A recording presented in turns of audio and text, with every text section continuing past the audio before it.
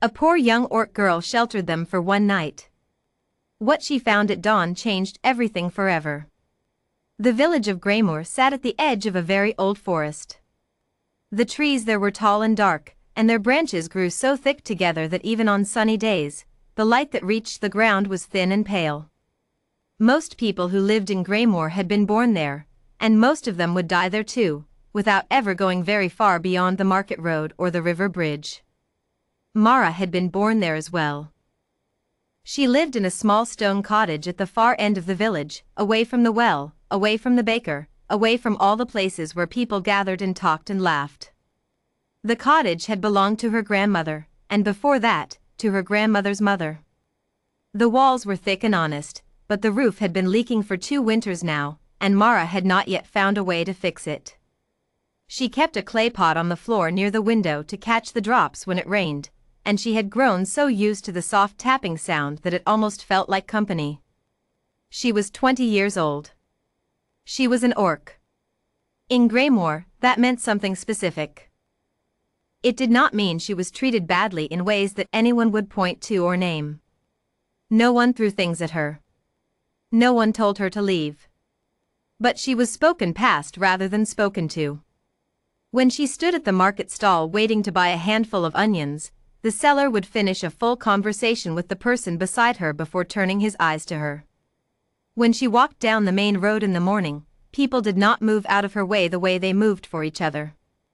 They simply did not see her in the same way. She had wide green hands and a broad jaw and 2 small tusks that curved gently upward from her lower lip. Her eyes were the color of dark amber. Her hair was black and thick, and she kept it tied back with a piece of cord because she had nothing better to tie it with. She was not a tall woman. She was not frightening. But she was an orc, and in Greymoor, that was enough to keep a certain kind of invisible wall between her and everyone else. She worked at the market 3 days a week, helping to unload supply carts in the early morning before the crowds arrived. The work paid just enough for food. Not good food. Enough food. There was a difference, and Mara knew it well. She did not complain about any of this. Not because she had no feelings about it, but because complaining required someone willing to listen, and Mara had not yet found that person in Greymoor. She moved through her days quietly and carefully, the way a person moves when they have learned that making too much noise draws the wrong kind of attention. Her grandmother had taught her many things before she died. How to read the sky for rain. How to press herbs to bring down a fever. How to make a thin soup last 2 days by being smart about what you put in it. And one thing more, which her grandmother had said very seriously, sitting by the fire with her old hands folded in her lap, Mara, the people who have the least are usually the ones who give the most. Do not let this world take that out of you. Mara had not let it. The night the strangers came, the rain had been falling since midday. By evening it was coming down so hard that the sound of it drowned out the wind. Mara had already eaten her small supper, a bowl of soup with root vegetables and a piece of bread, and she was sitting near the fire with a worn blanket across her shoulders, trying to mend a hole in her boot with a thick needle and the last bit of thread she had. The knock at the door startled her. She sat very still for a moment. Visitors did not come to her cottage. Not ever. Not once since her grandmother had died 3 years ago. She put down the boot and went to the door and opened it. The man standing on her step was perhaps 50 years old, with a gray beard soaked flat against his face by the rain. He was dressed in the clothes of a merchant, good fabric, once, but now dark and heavy with water. His left boot was missing entirely, and his sock was torn through at the heel. In his arms, pressed close against his chest, he held a small girl wrapped in a traveling coat that had done very little to keep her dry. The girl's face was flushed a deep, bright red. Her eyes were closed. "My cart lost a wheel," the man said. He did not say please. He did not say good evening. He spoke the way people speak when they are used to being heard without having to ask nicely. "My daughter is sick. I need shelter for the night. I will pay you in the morning when I can get back to my cart." He was already looking past Mara into the cottage, checking its size, checking the fire. He had not quite looked at her face yet. Mara looked at the little girl's face. The girl's lips were pale at the edges and bright pink in the center, the way lips look when a fever is working hard inside a small body. One of her hands, which had slipped free of the coat, was curled loosely near her cheek, and even from the doorway Mara could see that it was trembling. Mara stepped back from the door. "Come in," she said. The man, his name, she learned, was Edric, carried the girl inside and stood near the fire, looking around the cottage in a way that told Mara exactly what he thought of it.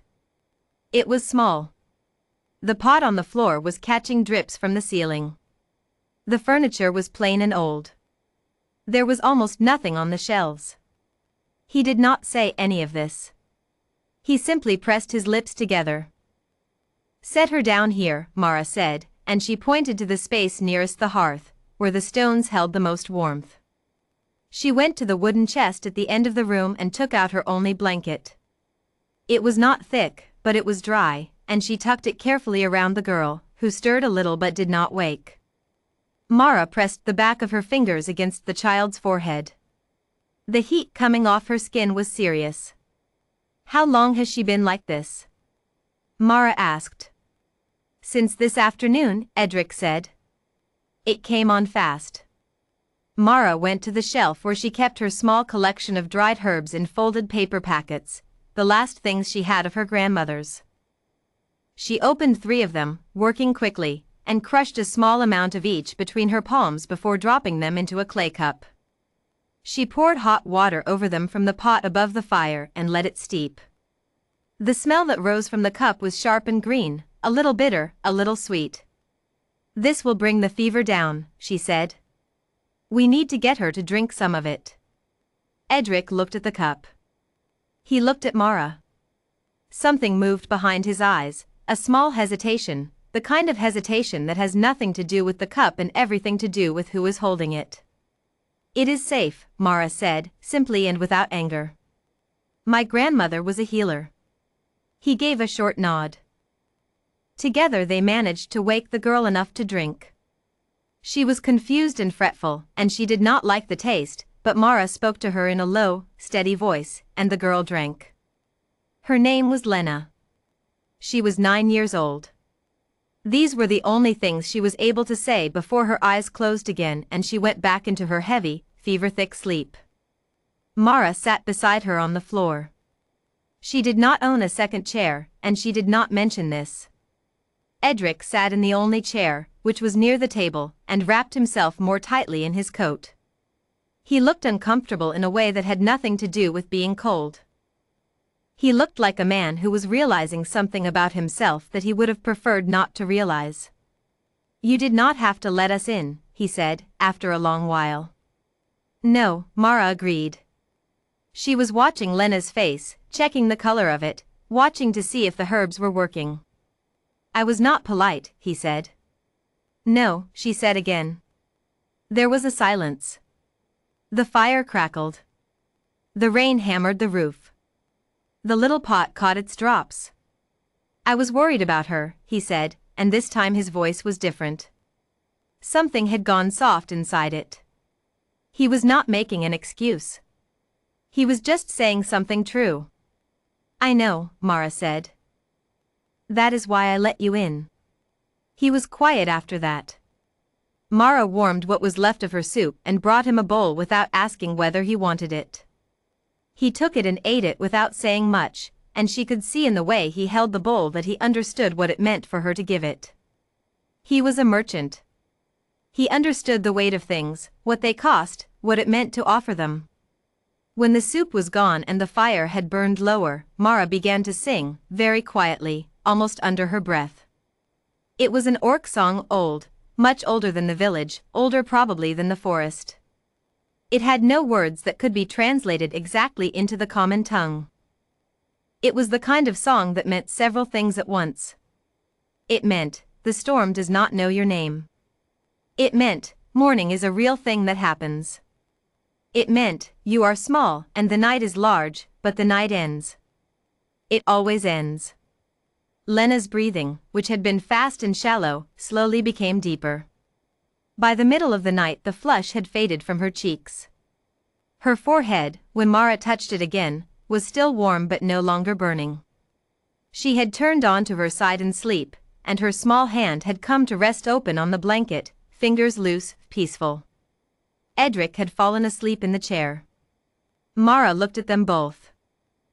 The merchant with his coat pulled up and his chin dropped to his chest, and the little girl with her pink cheeks and her quiet breathing. Then she looked at the fire, which needed another piece of wood. She got up and added one, carefully, so as not to make noise. Then she sat back down on the floor, with her back against the wall and her knees pulled up, and after a while, she slept too. She did not mean to. But the night had been long and the worry in it had been heavier than the work, and sleep came for her the way it comes for people who have been holding themselves very still inside for too many hours. When she opened her eyes, the cottage was quiet. Gray light came through the single window. The fire had burned down to orange coals. The blanket was still on the floor near the hearth, but Lena was gone. The chair by the table was empty. The door was closed. Mara sat for a moment, very still. She stood up slowly and moved to the door and opened it. The morning was cold and clean after all the rain. The road was dark with water. The trees dripped. Birds she could not see were calling somewhere in the distance. On her step, there was a leather satchel. It was the satchel Edric had been holding against his chest when he arrived. She had not known, all night, what was in it. She had not asked. She picked it up and brought it inside. She set it on the table and looked at it for a moment. Then she opened it. The first thing she saw was the coin.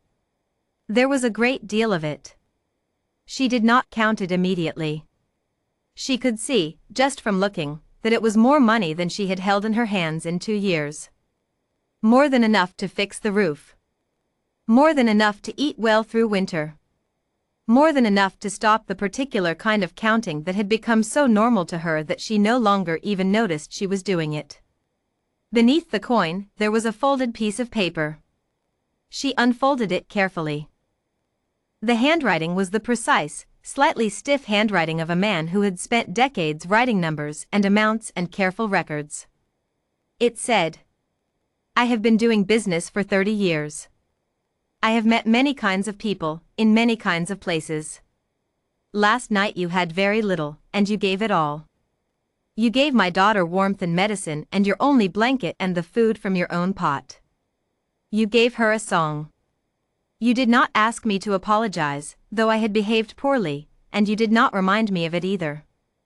Before dawn, when Lena was awake for a short time, she looked across the room at you sleeping and she asked me, "Is she an angel?"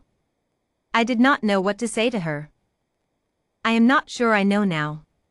What I do know is that I am ashamed of the way I spoke to you at the door, and I am grateful in a way I do not have the right words for. This is what I have that I can give. I am sorry it is not more. Edric. She read it twice. Then she folded it and set it on the table beside the coin. She reached into the satchel again, feeling along the inside.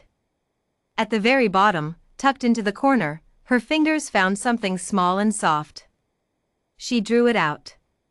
It was a dried flower. Small, pale, with a stem no longer than her thumb. It had been pressed carefully between 2 surfaces at some point, which meant it had kept its shape, fragile, flat, a little faded, but whole. There was no note with it. There was nothing written anywhere. Just the flower, placed there by the small hands of a 9-year-old girl who had no way to say what she wanted to say except this way. Mara sat down at her table. She sat there for a long time, in the quiet of the morning, with the coin and the letter and the flower in front of her. She did not cry. She did not feel the particular rushing feeling that people sometimes describe when something wonderful happens. It was slower than that, and quieter. More like a window being opened in a room that had been shut for a long time, not a sudden bright thing, but the slow, soft arrival of air. She thought about her grandmother, who had told her not to let the world take the giving out of her. She had not let it. And here was what that had come to: a letter from a man learning to see, and a flower from a child who had already seen everything clearly from the beginning. She got up and went to the shelf above the window and found a small clay cup, the cup she used for water in the mornings. She filled it from the jug and brought it to the table and placed the flower inside it carefully, standing the stem up straight. She moved the cup to the windowsill where the morning light came in. Then she sat back down and looked at the coin, and for the first time in a very long time, she let herself think forward instead of just getting through. She thought about the roof, the specific patch above the window that had been dripping since the second winter. She thought about whether the market man who sold timber would deal fairly with her, and she decided that with coin in her hand, it would not matter whether he was fair or not, because she would be able to walk away if he was not. She thought about a second blanket. She thought about a new pair of boot soles. She thought about winter, and for once the thought of it did not tighten anything in her chest. Outside, a small bird landed on the step where the satchel had been. It looked in through the open door for a moment with one bright eye, and then it was gone. Mara watched where it had been. She had let 2 strangers into her home on a stormy night because a little girl had been shaking with fever on her step and there had been nothing else in the world to do except step back from the door and say, "Come in." She had given what she had. She had asked for nothing. And at dawn, without any ceremony or announcement, the world had quietly, honestly given something back. She was not the kind of person who believed that goodness always gets repaid. She had lived long enough and seen enough to know that this was not a rule the world followed reliably. But she also knew, sitting in her small stone cottage with a flower on the windowsill and enough coin to fix a leaking roof, that sometimes, not always, but sometimes, the smallest act of ordinary kindness finds its way back home. She tied her hair back with its cord. She folded the letter and put it somewhere safe. And then Mara, a poor young orc woman at the edge of a village that had never quite learned to see her, stood up from her table and began to make plans for a future that, for the very first time, felt like something worth planning for.